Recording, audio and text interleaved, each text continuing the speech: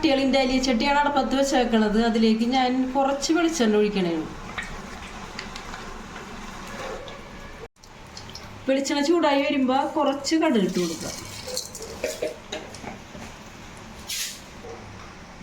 കടുക് നന്നായിട്ട് പൊട്ടണുണ്ട് കേട്ടോ.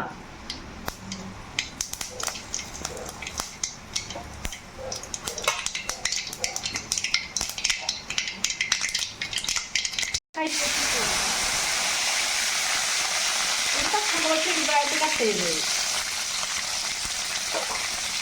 ഞാനിവിടെ ഒരു 1/4 കിലോ നമ്മുടെ ചുമന്നുമ്പി എടുത്തേക്കണത്. അത് കട്ട് ചെയ്തിട്ട് ഞാൻ ഇതിലേക്ക് ഇടണേ.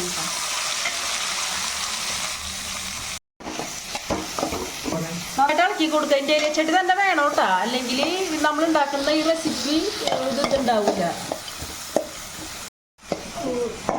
ചെറുതായിട്ടൊന്ന് വാടിയാൽ മതി. ആ സ്മെല്ല് വരുന്നത് വരെ ഒന്ന് ഇളക്കി കൊടുക്കുക. ഉള്ളിയുടെ സ്മെല്ല് നന്നായിട്ട് വരില്ലേ, അത്രയും വരെ ഒന്ന് ഇളക്കി കൊടുക്കുക.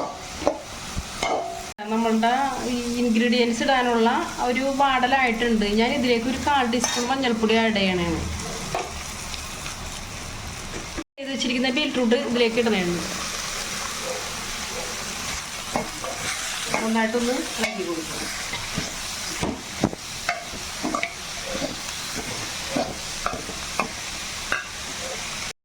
ഇവിടെ തൂക്കി കൊടുക്കണേട്ടോ. ലേശം ഉപ്പ് അധികം കൂടരുത് കേട്ടോ. ഉപ്പ് അധികം ആയിക്കഴിഞ്ഞാൽ കറിയുടെ ടേസ്റ്റ് മാറും. നന്നായിട്ടൊന്ന് ഇളക്കി കൊടുത്തിട്ട് 2 മിനിറ്റ് നമ്മളൊന്ന് മൂടി വയ്ക്കുക കേട്ടോ. ലോ ഫ്ലെയിമിൽ ഇട്ടിട്ട് 2 മിനിറ്റ് മൂടി വയ്ക്കുക. ബീറ്റ്റൂട്ട് റെസിപ്പി ഇവിടെ റെഡി ആയിട്ടുണ്ട് കേട്ടോ.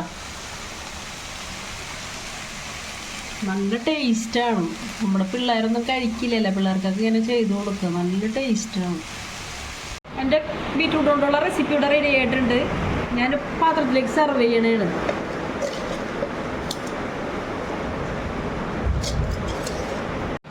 എൻ്റെ വീഡിയോ നിങ്ങൾക്ക് ഇഷ്ടമായ ലൈക്ക് ചെയ്യുക, കമൻറ്റ് ചെയ്യുക, ഷെയർ ചെയ്യുക, സബ്സ്ക്രൈബ് ചെയ്യുക.